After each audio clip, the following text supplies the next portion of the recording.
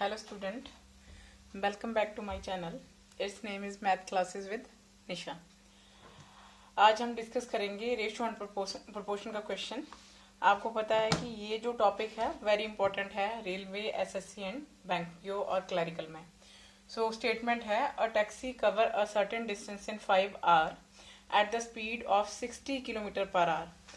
How much time will the taxi take to cover the same distance at the speed of 75 kilometre per our. अब देखो इसमें आप proportion find out करते हैं। पहले indirect है या डायरेक्ट प्रोपोर्शन है।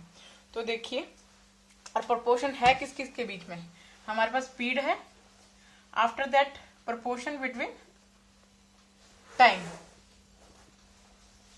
तो एक स्पीड है आपके पास 60 kilometre per our and second speed है आपके पास 75 किलोमीटर पर आवर। अब आपको पता है कि कोई गाड़ी है, अगर उसकी स्पीड को आप इंक्रीज कर लेते हो तो टाइम क्या है, कम हो जाता है, और अगर स्पीड कम कर देते हो तो टाइम बढ़ जाता है। तो अगर एक प्रोपोर्शन को बढ़ा रहे हैं और दूसरा उसके रिस्पेक्ट में कम हो रहा है, और एक को कम कर रहे हैं तो दूसरा उसके रिस्पेक्ट में बढ़ रहा है, तो इसको बोलते हैं इनडायरेक्ट प्रोपोर्शन। तो प्रोपोर्शन तो हमें फाइंड आउट हो गया कि ये है इनडायरेक्ट प्रोपोर्शन। अब हमारे पास रेशो लेते हैं, तो रेशो लेते हैं सेम जो स्पीड है तो स्पीड का स्पीड के साथ सेम क्वांटिटीज का रेशो होता है। अगर टाइम है तो टाइम का टाइम के साथ। तो यहाँ पे स्पीड है 60, इसका रेशो लेंगे विद 75 सेकेंड स्पीड के साथ। And proportion after that 5 is time, second time हमने फाइंड आउट करना है तो इसको एक्स एज्यूम कर लेंगे। अब देखिए, अब हमने पहले प्रोपोर्शन क्यों फाइंड आउट किया। इनडायरेक्ट जब प्रोपोर्शन हम करते हैं तो उसमें हम क्या करते हैं, मल्टीप्लाई करते हैं फर्स्ट वैल्यू को विद प्रोपोर्शन की फर्स्ट वैल्यू से, और सेकंड वैल्यू को प्रोपोर्शन के बाद की सेकंड वैल्यू से।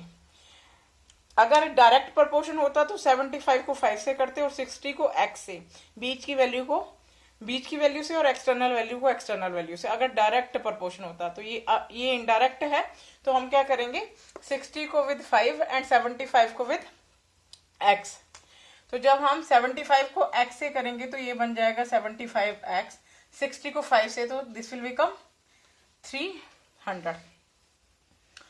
Now x equals to 300 by 75। तो 375 पे करता है 4 पे, 75 4 300। सो x इक्वल्स टू 4। तो अभी आपको पता चल गया कि अगर हमारी स्पीड 75 किलोमीटर पर आवर हो जाती है, स्पीड हमारे पास है 75 किलोमीटर पर आवर, तो हमारा टाइम रिड्यूस हो गया। टाइम रिड्यूस होके कितना हो गया, time equals to 4 hour. Time हमारा क्या हो गया 4 आवर, 1 घंटा रिड्यूस हो गया। पहले 60 स्पीड थी तो टाइम था 5 आवर, अब 75 स्पीड है, स्पीड इंक्रीज हो गई है तो टाइम क्या हो गया, 1 घंटा रिड्यूस होके 5 आवर हो गया। तो I think you understand this question. This question is very easy. अगर आप इस क्वेश्चन को समझ चुके हैं तो अगर आपको ये क्वेश्चन समझना है तो मेरे वीडियो को एंड तक जरूर देखिएगा और मेरे चैनल को सब्सक्राइब कर लीजिएगा, बेल आइकन दबा दीजिएगा ताकि आपको जो भी वीडियो डालूं उसका नोटिफिकेशन विद इन टाइम मिल जाए।